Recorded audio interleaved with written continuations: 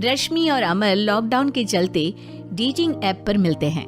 उसी बीच उनकी बॉन्डिंग बहुत अच्छी बन जाती है और दोनों एक दूसरे से प्यार करने लगते हैं। बस लॉकडाउन खत्म होते ही चट मंडी पट शादी। उससे पहले घर में बात तो कर लो। अरे माँ पापा कभी मना नहीं करेंगे। अमर की बात सुन रश्मि खुश हो जाती है।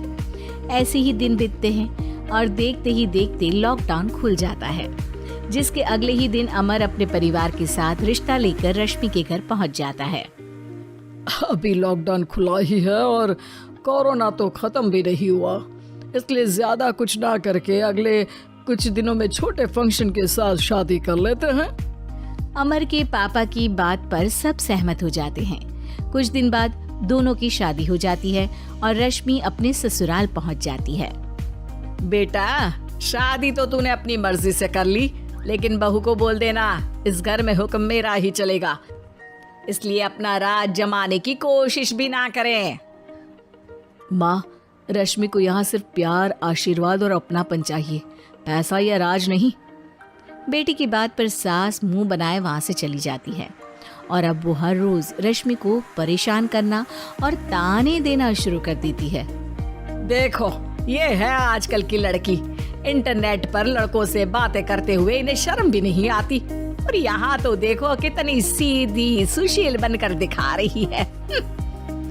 मम्मी, शादी के रिश्ते वाले इंटरनेट ऐप से जब किसी को कोई दिक्कत नहीं है, फिर डेटिंग ऐप के जरिए मिलना किस तरह गलत हो सकता है? रश्मि के डेटिंग ऐप वाली बात सुन उसकी हैरान सास तुरंत तुनक कर पूरे घर को सिर पर उठा लेती है, जिसकी आवाज सुन अमर और उसके पापा भी वहाँ आ जाते हैं। हाय मेरी माता, इतना बड़ा झूठ!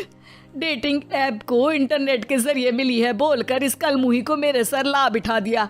अरे नास पिटी, तुझे जरा भी शर्म नहीं आई? वहाँ न जाने कितने लड़कों से गुलु गुलु करके तुझे मेरा ही लड़का मिला था फंसाने के लिए। माँ, मुझे तो समझ नहीं आ रहा क्या बोले जा रही हो। डेटिंग ऐप इस्तेमाल करना कोई अपराध नहीं है, और तुम रश्मि को ऐसा कैसे बोल सकती हो? मैं भी तो था उस ऐप पर। पहले उसके लिए माँ से झूठ बोला और अब लड़ाई कर रहा है। सास और अमर की बात सुनकर रश्मि हैरान खड़ी रहती है। अमर, तुमने घर में झूठ क्यों बोला? ये सब देख रही हो ना, इसी की वजह से झूठ बोलना पड़ा। एक तरफ अमर और रश्मि की ये बात चल रही होती है, वहीं दूसरी तरफ सास का नॉन स्टॉप क्लेश सबको परेशान कर देता है। सब एकदम चुप, जो हुआ सो हुआ, अब मुझे कुछ ना सुनाई दे। पति की बात सुन सास चुप होकर वहाँ से चली जाती है, लेकिन अब वो रश्मि के सिर दुनिया भर के सारे काम डालकर उसका जीना पहले से भी ज्यादा मुश्किल कर देती है। मम्मी, मैं आपका गुस्सा समझ सकती हूँ, आपको जो करना है कर लीजिए, मैं कभी कुछ नहीं बोलूंगी। उम्मीद है किसी दिन तो आपका गुस्सा शांत होगा और नफरत प्यार में बदलेगी। रश्मि की अच्छाई को उसका नाटक समझकर सास गुस्से के 7वें आसमान पर चढ़ जाती है और उसी शाम रश्मि को नीचा दिखाने के लिए अपनी सहेलियों को घर बुलाकर उसकी बुराइयां करने लगती है। अरे कौशल्या, क्या बताऊं, आजकल के बच्चे ना बहुत एडवांस हो गए हैं। पहले रिश्ते घर परिवार वाले सब देख परख के कराते थे, और अब ये लोग खुद न जाने कहाँ कहाँ मिलकर खुद ही सब कुछ पक्का करके हमें बता देते हैं। लड़की का कैसा दिन धर्म, कैसा ईमान, कैसा चरित्र कुछ नहीं पता, बस प्यार किया और घर लाकर बिठा देते हैं। अरे ऐसा क्यों बोलती हो? आजकल बच्चे अपने आप में बहुत समझदार हो गए हैं, और फिर पूरी जिंदगी तो उन दोनों को ही साथ निभानी है। अपनी पसंद से शादी कर भी ले तो क्या दिक्कत? तू ही देख ले, पहले इतना अच्छा बेटा और अब सोने पर सुहागे जैसी सर्वगुण संपन्न बहू। अरे पता है, अभी कुछ दिन पहले मेरी बेटी ने मुझे डेटिंग ऐप के बारे में बताया, जहाँ लड़का लड़की अपनी पसंद से अपने आप एक दूसरे को चुन लेते हैं, और फिर अगर सब सही रहता है तो बात आगे भी बढ़ जाती है। अरे इसमें इतना खुश होकर क्या बता रही हो? ये तो गलत है। न जाने कौन क्या है, कितना झूठ कितना सच है। अरे पर सोचो, जब तुम किसी के बताए रिश्ते को देखने जाते हो तो क्या एक ही बार देखने से सच झूठ का पता लगा सकती हो? जरूरी नहीं कि बच्चों का लिया फैसला हमेशा गलत हो। अरे बहुत बार हमसे भी तो गलत फैसले होते हैं ना।